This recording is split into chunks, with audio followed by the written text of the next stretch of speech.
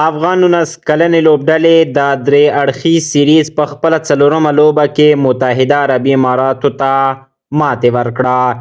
افغان 19 کلنې لوبډلې تر خپل 2 بریاوو او یوې ماتې وروسته دا ځل په څلورمه لوبه کې یو ای ای ته په 8 وکټو ماتې ورکړه.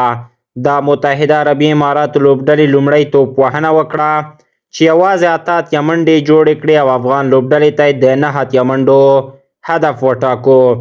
د افغان لوبډلې لپاره نصیر خان 3، عبدالعزیز خاطر ستانکزي او روح الله 2 او نظیف امیري هم 1 وکټ ترلاسه کړه. د افغان ځوانانو لپاره بیا په توپوهنه کې لوبډل مشر محبوب تسکین 15 او عزیر الله یو ځل بیا 50 او مجموعي 50 ډېرې منډې جوړې کړې او په دې سره افغانستان بریا په خپل نوم کړه. په دغه دریو ګټو کې 2 د متحده عربي اماراتو او یوه هم د پاکستان په وړاندې ده. باید وویل شي چې دغه درې اړخیز سیریز پایلوبه به د سه‌شنبې په ورځ د افغانستان او پاکستان 19 کلنو ځوانانو ترمنځ ترسره شي.